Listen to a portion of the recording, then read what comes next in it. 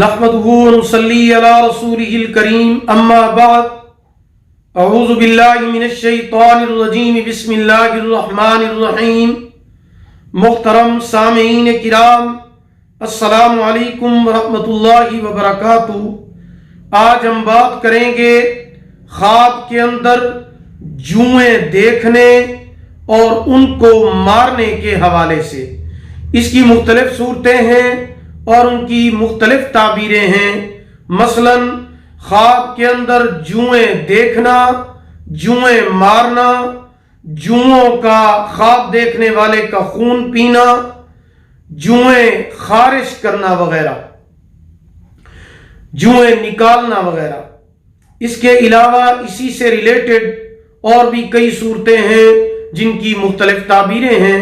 اگر آپ ان تمام صورتوں کی تعبیریں جاننا چاہتے ہیں تو آپ اس ویڈیو کو آخر تک لازمی دیکھیں، اور اگر ابھی تک آپ نے ہمارے channel Islamic Tube network کو سبسکرائب نہیں کیا، پہلے اسے سبسکرائب کریں، ساتھ لگے ہوئے گھنٹی کے نشان پر ضرور کلک کریں تاکہ ہماری نئی ویڈیو کی اپڈیٹ سب سے پہلے آپ کو مل سکے۔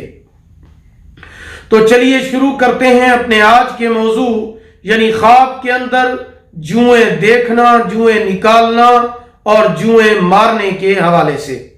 خواب کے اندر جوئیں دیکھنا دشمن کو شکست دے گا مگر گھر کے اندر خرابی پیدا ہوگی۔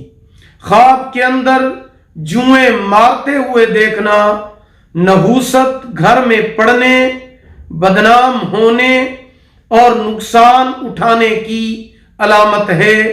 اگر کوئی خواب میں دیکھے کہ جوئیں اس کا خون چوس رہی ہیں تو اس کا دشمن اس کے اوپر غلبہ پائے گا اور اس کے مال میں نقصان آنے کی علامت ہے۔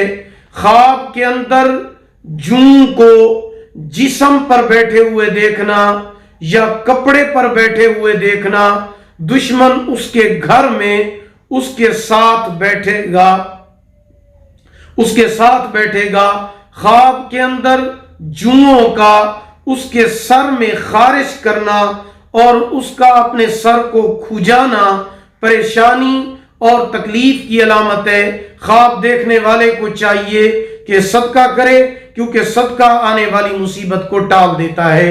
خواب کے اندر جوئیں نکالتے ہوئے دیکھنا پریشانی، غم، رنج دور ہونے، راحت اور سکون ملنے کی علامت ہے۔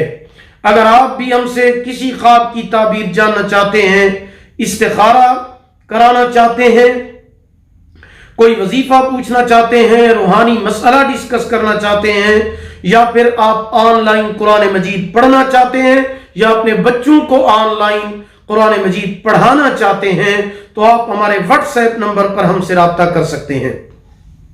ہمارا واٹس ایپ نمبر آپ نوٹ فرما لیں، 0301 6959 340، یعنی 0301 69 59 340۔ اگر آپ کو ہماری یہ ویڈیو پسند آئی ہو، اسے لائک بھی کریں، صدقہ جاریہ سمجھ کر اسے شیئر بھی کریں۔ اللہ تعالیٰ آپ کے حامی و ناصر ہوں۔ آخر دعوانا ان الحمدللہ رب العالمین۔